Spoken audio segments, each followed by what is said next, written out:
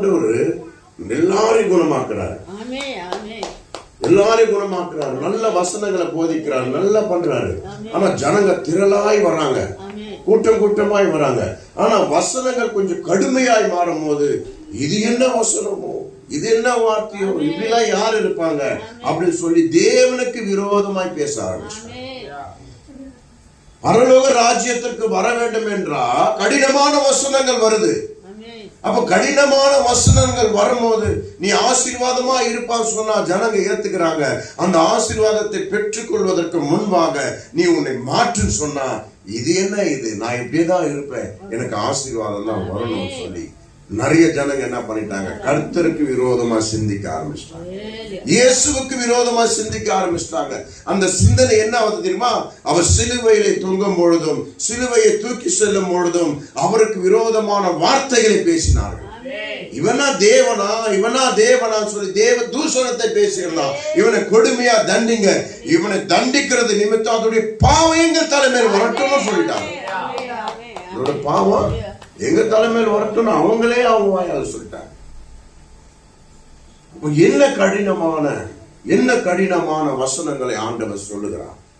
உன் இருதயம் அவர் பக்கமாக இருக்க வேண்டும், எல்லா விதத்திலும் அவரை சார்ந்த. மத்தேயு 16:23 ஒருவனை ஆண்டவர் கேட்கிறார், வாசிங்க.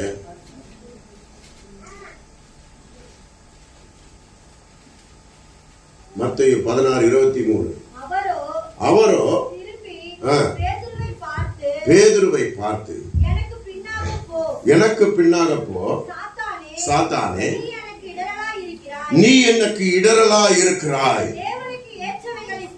தேவனுக்கு ஏற்றவைகளை சிந்தியாமல் மனுஷனுக்கு ஏற்றவைகளை சிந்திக்கிறாய்.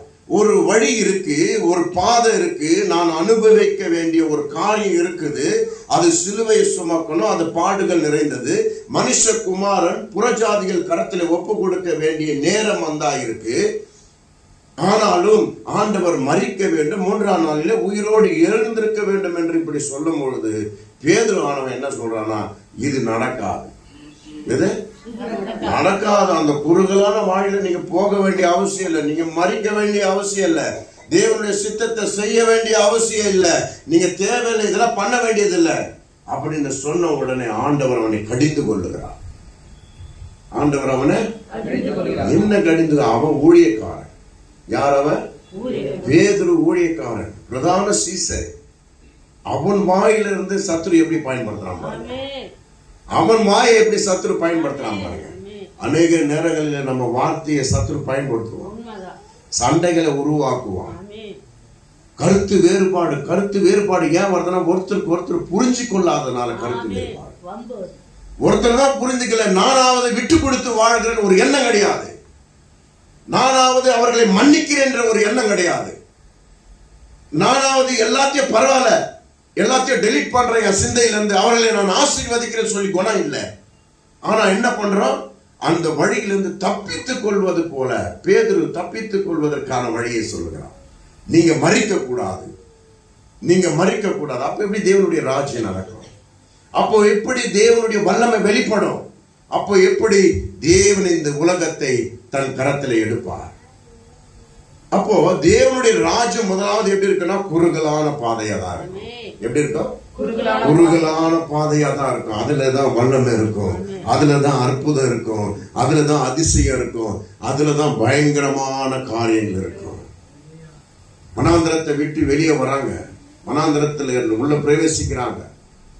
நகரத்தை விட்டு வனாந்திரத்துக்குள்ள பிரவேசிக்கும் போது கொஞ்ச தூரம் அப்படியே நடந்து 2 நாளா நடந்து வந்தா செங்கடல் வந்து நினைச்சு.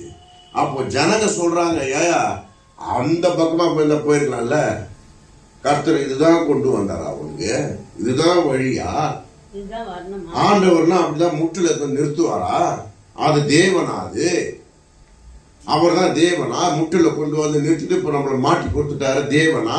நீ வெளியே வரும்போது அப்படியே போயிருந்தா அந்த கடலை தாண்டி போயிருக்கலாம்ல. இது மனுஷனுடைய ஆசை, இது மனுஷனுடைய எண்ணங்கள். கர்த்தர் நம் புத்திக்கு எட்டாத அற்புதங்களை செய்வார். இங்கதான்டா வர சொன்னாரு மோசே சொல்றான், இந்த வழிதான் சொன்னாரு. ஏன் இந்த வழியில வர சொன்னாருன்னு எனக்கு தெரியாது, ஆனா இந்த வழியை தான் சொன்னார். ஏன் இந்த செங்கடல் நிக்குதுன்னு எனக்கு தெரியாது. ஆனா இங்க வந்துதான் நிற்க சொன்னார். கர்த்தருடைய வல்லமை விளங்கணும்னா, கர்த்தருடைய அதிசயம் விளங்கணும்னா குறுகலான பாதை தான் நடந்தாங்க. குறுகலான பாதையில தான் நடந்தாங்க. இந்த குறுகலான பாதை வேணாம், நான் விசாலமான பாதையிலேயே போறேன்னு சொல்லி போனா அந்த வழியில தேவன் இருக்க மாட்டார். நீ மட்டும்தான் தனியா நடந்து போகணும். இந்த குறுகலான பாதையில தேவன் நம்மளோடு கூட வருவார். உனக்கு உண்டானதை எல்லாம் தருவார். தடைகள் எல்லாம் உடைப்பார். அவர் வல்லமை வெளிப்படும்படியான காரியங்கள் நடக்கும். உன்னை மகிமைப்படுத்துவதற்காக தான் அந்த குறுகலான பாதை. எல்லாம் புறந்தள்ளினால், ஒன்றுக்கும் பிரயோஜனம் இல்லை என்று தூக்கி எறிந்தால், நீதான் பெரியார், கர்த்தர் உன்னை பெரிய ஜாதியாய் மாற்றுவார். அதுக்குதான் அந்த குறுகலான பாதை. அதுக்குதான் குறுகலான பாதை. அந்த குறுகலான பாதையை நான் எப்படி தேர்ந்தெடுக்க வேண்டும், எப்படி அந்த பாதையில நான் நடக்கணும்னா, அந்த பாதையில ஒரே மூச்சு தேவனை சார்ந்து வாழ்வதுதான். உன் வாழ்க்கையில தேவனை சார்ந்து நிற்பதுதான். நீயா தன்னிச்சையா ஒரு முடிவு எடுக்காதபடி உனக்கு நடந்தவைகளை டெலிட் பண்ணு, முன்னாடி நடக்க போறதையும் டெலிட் பண்ணு. கர்த்தர் கடத்துல குழந்தை போல உட்கார்ந்து அவரிடத்துல கேளு, அவர் உன்னை நடத்துவார். நான் உனக்கு போதித்து, நான் உனக்கு போதித்து, அப்புறம் அந்த வசனம் சொல்லுங்க, நீ நடக்க வேண்டிய வழி உனக்கு காண்பிப்பேன், உன்மேல் என் கண்ணை வைத்து உனக்கு ஆலோசனை சொல்லுவேன். அப்ப அந்த வசனத்துக்கு என்ன அர்த்தம்?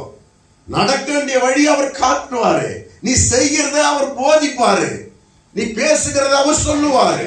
அப்ப முழுமையாய் உன்னை ஆபரேட் பண்ண அவர் ஆவலோடு இருக்கிறார். முழுமையாய் உன்னை நடத்த அவர் ஆவலோடு இருக்கிறார். அவர் வாஞ்சைப்படுகிறார். ஆனா நாமளும் நடந்தவைகளை குறித்து மைண்ட்ல வச்சுன்னு நடக்க போறது என்னாம் தெரியலையேன்னு சொல்லி கவலைப்பட்டு கொண்டு இப்படியே தேவ சமூகத்துல ஓடணுமானால் அந்த குறுகலான பாதையை ஏற்றுக்கொள்ள மாட்டோம். அதுல மன மகிழ்ச்சியா இருக்க மாட்டோம், சந்தோஷப்பட மாட்டோம். கண்ணீரோடு அழுது கொண்டு எனக்கு ஏன் இந்த பாடு, எனக்கு ஏன் இந்த கஷ்டம் அப்படின்னு சொல்லி வேதனைப்பட்டு அதுல இருந்து தப்பித்து வரதான் பார்ப்பேன். அதுல இருந்து அந்த மாதிரியான வழியெல்லாம் நமக்கு தேவையில்லை.